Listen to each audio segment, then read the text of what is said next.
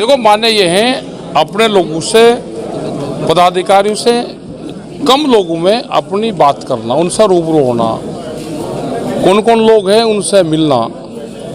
ये एक ट्रायल चल रहा है।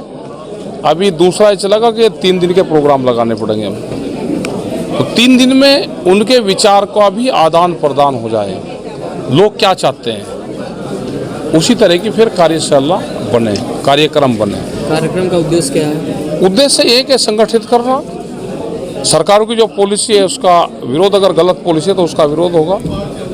सरकार बहकाने का काम करेगी, हम उनको कैसे उस मकड़ जाल से निकाल सकते हैं। सरकार जालसाज है। देश का व्यापारी और नेता और अधिकारी मिल गए, ये 3 का गठबंधन हो गया तो गांव के लोग बर्बाद होंगे। जिस तरह से गांव की ज़मीन जा रही है, ज़मीन के रेट महंगे हो सकते हैं, लेकिन महंगी ज़मीन उद्योगपति खरीदेगा और सस्ती ज़मीन किसान। ज़मीन का करेंगे क्या? वे उद्देश्य क्या है उनका? एमएसपी जैसे अभी लागू नहीं होती इसके अभी एमएसपी गारंटी कानून देश में लागू नहीं हुआ। इसके लिए बड़ा संघर्ष की जरूरत पड़ेगी। एक बड़ा आंदोलन देश में होगा। वैचारिक रूप से इस मूवमेंट से सब लोग जुड़े हुए हैं। अगर ये ज़्यादा लेट होगा आंदोलन तो लोग बिहार की तरह हताश हो जाएंगे और स्टेट को छोड़ देंगे। जैसे बुंदेलखंड में लोग खेती छोड़ के और लेबर पे जाना चाह रहे, यही हाल बिहार का है।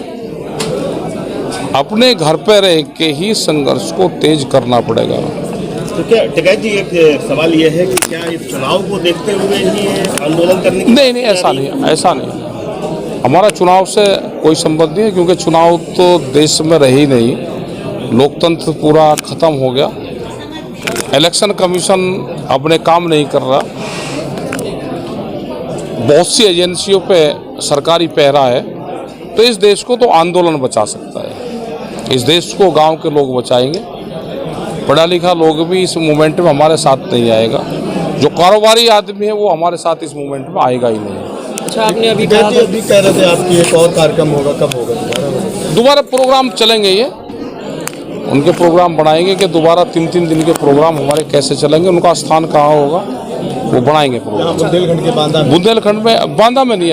अभी देखेंगे कहाँ पे उसका ट्रायल करेंगे। आपने अभी कहा था कि देश को उद्योगपति चला रहे हैं, कैसे कैसे उद्योगपति? बड़े उद्योगपति तो देश को चला रहे हैं भाई। जैसे यूएसए में वहाँ पे करीब 54 से 56 आदमी हैं जो पूरे अमेरिका को, आधे दुनिया को चलाते हैं। उसी तरह के यहाँ पे भी पैदा करे जा रहे हैं। सारी पॉलिसी उनके हिसाब से बनेगी, उद्योग धंधे उनके सिस्टम से जाएंगे। यहाँ पूंजीवाद नहीं, यहाँ पे सहकारितावाद चाहिए। पूंजीवाद की तरफ देश जा रहा है।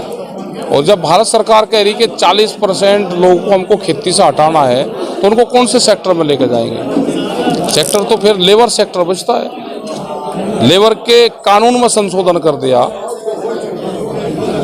तो कहाँ लेकर जाओगे आप? अच्छा, इंडिया गठबंधन को आप कैसा देखते हैं? गठबंधन बना रहे सब लोग गठबंधन, लेकिन जब तक सत्ता की कुर्सी की खिलाफत नहीं होगी, उस कुर्सी की निगरानी नहीं रखी जाएगी और सत्ता की कुर्सी से विपक्ष वाले डरते रहेंगे, तो सत्ता हावी होती रहेगी और पॉलिटिकल पार्टियां, बहुत सी पॉलिटिकल पार्टियां टूट जाएगी। बहुत से बड़े नेता को ये सरकार अब की बार हराएगी। तो आप इंडिया गठबंधन के हम किसी के पक्ष में नहीं भाई। हमारे भरोसा कोई ना रहे। हमारा तो आंदोलन पहले छत्तीसगढ़ में उनके खिलाफ था, अब इनके खिलाफ है। ये जो आपने किसान आंदोलन किया, विश्वव्यापी आंदोलन हुआ, काफी चर्चा हुई उसकी, उसके बाद आप क्या महसूस करते हैं कि वो आंदोलन आपका सक्सेसफुल रहा? नहीं, बिल्कुल सक्सेसफुल रहा। बिल तो वापस ले लिए, तो कानून वापसी ले लिए, लोग आंदोलन करना सीख गए। लेकिन आंदोलन को और देश को कैसे दबाया जा रहा वो भी जनता के सामने आना चाहिए। आज जो बोलता है वो जेल जाएगा। अगर मेंबर पार्लियामेंट कोई बोल रहा हाउस में तो उसकी सरहद होगी। तो अब आपके पास क्या मुद्दा है आंदोलन के लिए? नहीं, आंदोलन का तो एमएसपी का मुद्दा है। ये जो हालात आज देश में पैदा हो रही है वो इशू है। सरकारें झूठ बोलती है, सरकारें कोई न कोई मुद्दा लेकर जनता को बहकाने का काम करती है। ये सारे इशू पे है।